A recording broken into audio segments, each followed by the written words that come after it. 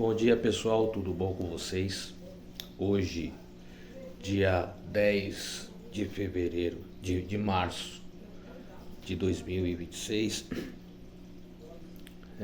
Bom pessoal, esse vídeo aqui e muitos virão após esse, eu quero dizer a vocês primeiramente, ninguém precisa ou tem obrigação de concordar comigo. Entendeu? Você é livre para concordar ou discordar. Se não concorda, bem, vai ser respeitado do mesmo jeito, entendeu? Mas tem que ter argumentação do porquê também não concordo, entendeu? É questão de opinião, etc e tal.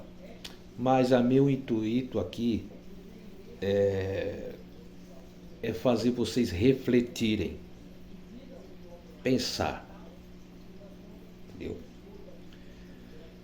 Por que eu estou falando isso para vocês logo de cara nesse vídeo aqui?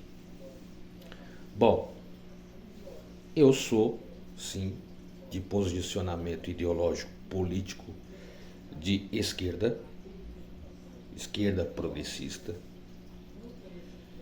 e esse meu primeiro vídeo é para falar um pouco sobre as ações do governo do estado de São Paulo. Bom, Tarcísio de Freitas, ele recentemente fez o corte de gasto no transporte público das crianças e adolescentes atípicas, né? Educação. Na verdade, ele fez um corte na educação especial.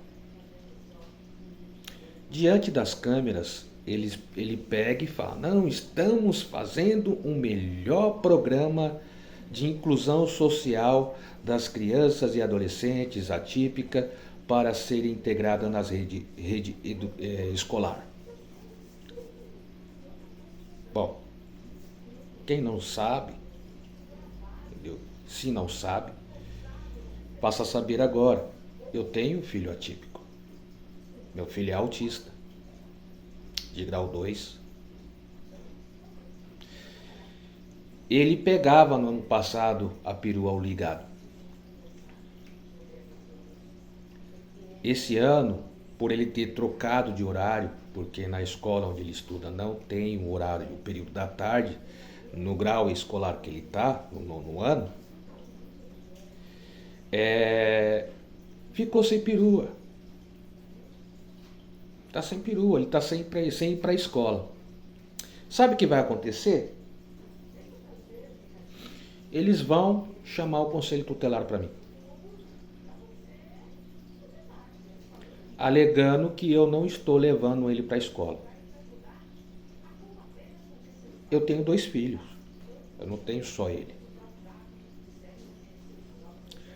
Do mesmo jeito que eu cuido desse meu filho mais velho, eu também cuido do caçula. Também cuido dele. Não dá para mim estar em 2 lugares ao mesmo tempo. Por isso, um direito constitucional, um direito garantido por lei da inclusão social, entendeu? Ele tem o direito do transporte, ele tem o direito de um professor auxiliar, ele tem direito a um cuidador que fique com ele durante o intervalo escolar, dentro do perímetro da escola, para que não tenha nenhuma intercorrência por conta das condições dele. E dessa forma é feito a inclusão social. Mas Tarcísio de Freitas falou que vai cortar gasto. E cortou da onde? Da educação especial, né? A minha ótica seria assim: bom, se eu estou cortando gasto Assim eu faço na minha casa. Se eu reduzo o meu consumo de luz para economizar energia, o que eu pagaria excedente, né, por conta do consumo, o que me sobrará, eu tenho que redirecionar para uma outra situação dentro da minha casa. Sim, aí você tem a justificativa, você está economizando aqui, cortando gasto aqui e aplicando efetivamente em um outro setor. No caso, ele cortou da educação, né? Ele tem que investir em outro lugar. Ele tem que investir e mostrar onde está sendo feito esse investimento. Mas não. Ele não indica, simplesmente faz o corte, fala que é corte de gasto. Eu tenho uma leve suspeita de que esse dinheiro que ele deixou de gastar possa ter sido, não é acusação, não estou acusando sem prova, mas é uma coisa que me faz pensar nessa possibilidade. Será que esse dinheiro que ele deixou de investir na educação especial, da qual ele está dizendo que cortou gasto, não foi para um certo banco que está aí na mídia aí, que foi liquidada pelo Banco Central?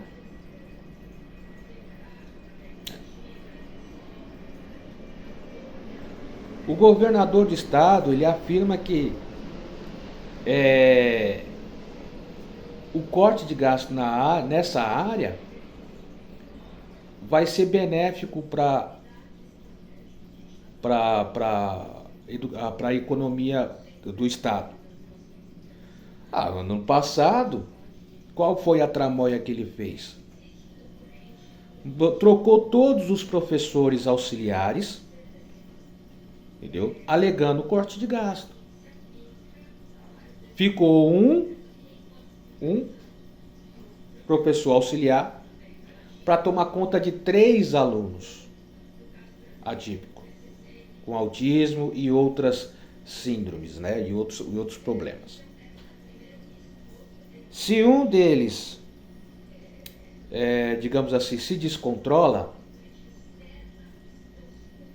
vira um efeito dominó. E como uma pessoa sozinha vai tomar conta de 3 alunos, que possivelmente há a possibilidade de ter esse problema, explosivos, né, no caso.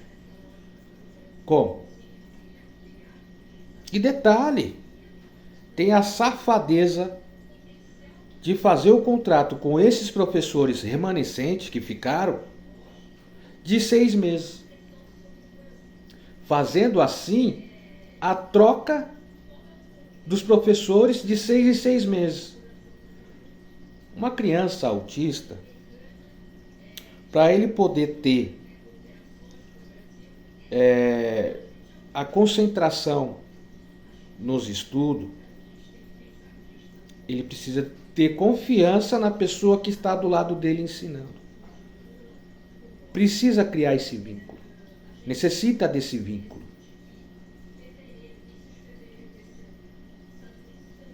E assim ele vai desenvolver a leitura, a escrita. Entendeu? Quando o governo do estado toma essa atitude,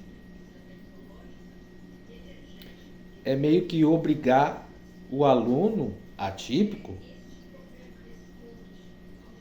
a se adaptar a uma situação da qual ele não vai compreender como a gente compreende. Ele não compreende, não entende isso. Entendeu? Então a gente tem que criar as condições, e as condições necessárias é esse vínculo com o professor auxiliar para que ele possa aprender. E aos poucos ir se incluindo junto à turma da sala, junto a outros alunos dentro do intervalo de escola. E o comportamento explosivo fica praticamente inexistente na escola. E eles fazem isso, senhoras e senhores, porque não sabem o que é ser um pai atípico. Não sabe o que eu, a mãe do meu filho, passa. Não sabe quem está assistindo que tem um familiar ou é um pai atípico como eu, passa. E todo ano, insistentemente, temos que estar indo na defensoria pública para fazer eles cumprir a lei que dá o direito a essas crianças. Porque a lei, ela é mandatória, não é obrigatória. Ela é interpretativa e não afirmativa. Por exemplo, no caso dos professores auxiliares, o juiz, se ele escrever na sentença condenatória contra em favor dos pais, que dá o direito, garante o direito daquela criança, se ele escrever dessa forma, entendeu? Necessita de um professor auxiliar ou um cuidador para tomar de conta da criança no perímetro escolar. Beleza? Eles vão aceitar. Mas olha a outra diferença, que é onde eles fazem a merda. Sugere um professor auxiliar ou um cuidador. Como está escrito sugerir, não o obriga a cumprir o que a criança tem direito. E a criança passa a não ter professor auxiliar, passa a não ter um cuidador, passa a não ter o transporte escolar. Entende? Mas voltando ao transporte, ele cortou esse investimento na educação inclusiva, especial. Com isso, muitos alunos estão sem ir para a escola. E sabe o que vai acontecer? Quando o Conselho Tutelar vier à minha casa, eu vou explicar a situação. Óbvio. Eu vou explicar minha situação. Eu vou mostrar a minha situação. Que não tem como fisicamente eu me dividir em dois para estar em dois lugares ao mesmo tempo. Entendeu? Acho que nem Albert Einstein conseguiria fazer essa equação matemática que possibilitaria eu me dividir em dois para estar em dois lugares ao mesmo tempo.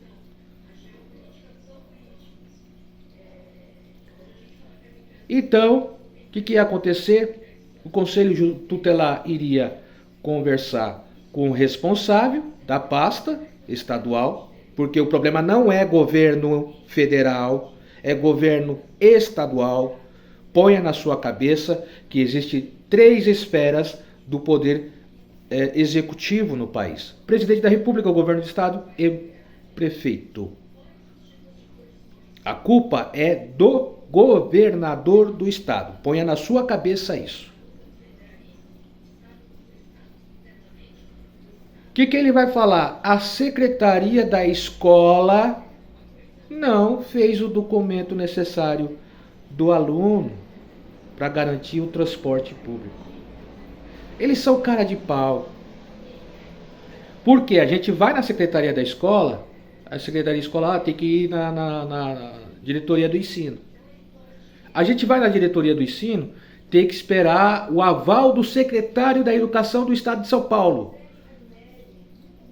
Aí quando a justiça pega no pé deles, eles falam, não, veio lá de baixo. Eles não têm coragem para falar, sou eu o culpado. Sou eu o culpado.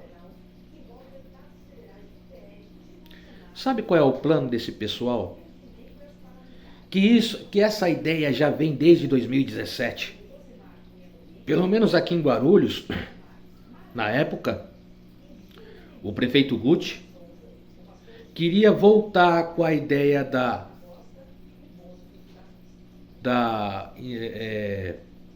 intervenção manicomial para as crianças atípicas. Nós, pais aqui de Guarulhos, batemos firme, falamos e mostramos e provamos que não pode ser feito isso. Porque a lei que rege esses direitos da inclusão social, ela tem base, entendeu? Com o Ministério da Saúde e a Organização Mundial da Saúde, a OMS. Então é uma lei constitucional de ter CAPS, de fazer a inclusão social, entendeu? E por isso ele não pode, na canetada, fazer essa alteração. Mas eles utilizam a interpretação da lei, entendeu? Para fazer o que eles querem fazer. Tirar os direitos. E o que mais me revolta é ter gente que ainda defende esse pessoal. Tarcísio de Freitas, Flávio Bolsonaro. Sim, eu sou de esquerda sim, com muito orgulho. E eu falo para vocês, e afirmo, porque eu falo em fatos. Posso não ter estudo, posso não ter faculdade, entendeu? Mas eu tenho 2º grau completo. Graças a Deus. Pretendo sim fazer minha faculdade. Mas eu vou falar em cima de fatos. Esse ano o Brasil completa 526 anos de história, desde a chegada dos portugueses. Mais de meio milênio. Não é? 526 anos. Desses 526 anos, 508 foi de governo de direita. E o que a direita fez em 508 anos? Contando os 2 anos do Temer com os 4 Bolsonaro, dá 508. O que a direita fez em pró da população brasileira? O quê? Fez a abolição dos escravos. Sim. Fomos os últimos países a abolir a escravidão. E na época ainda diziam, vai quebrar o país, vai quebrar a economia do país. Não quebrou. A segunda situação foi quando foi criado a CLT. O direito que lhe dá o 13º, a aposentadoria, a férias remunerada. Na época de Getúlio Vargas. Sabe o que disseram?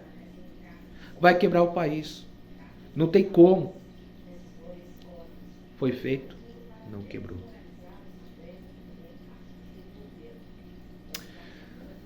Depois, na Constituinte de 88, foi feito o SUS também. Que vai quebrar o país, que não sei o que, não tem dinheiro para poder pagar tantos médicos, não sei o que, tantos planos de saúde. O SUS está aí. Pode falar mal, pode falar o que for, mas o SUS é um excelente serviço público. Excelente. E o último ato da direita em pró, em 508 anos, foi a implementação do Plano Real, que ajudou todo mundo. Eu sou de uma época, início da década de 90, mas precisa entre 1990 a 1993 mais ou menos. Eu tinha uns 8, 9 anos, eu não me esqueço nunca. Éramos em 4 irmãos, meu pai e minha mãe, e a gente ia no mercado de fazer compra de carriola, carrinho de mão, de pedreiro. A gente ia no mercado fazer compra. E, na época, tinha que correr pelos corredores do supermercado para pegar o produto com o preço mais barato. Porque logo em seguida, atrás de você, já vinha um cara com a maquininha, com aquela pistolinha de etiqueta, trocando os preços dos alimentos.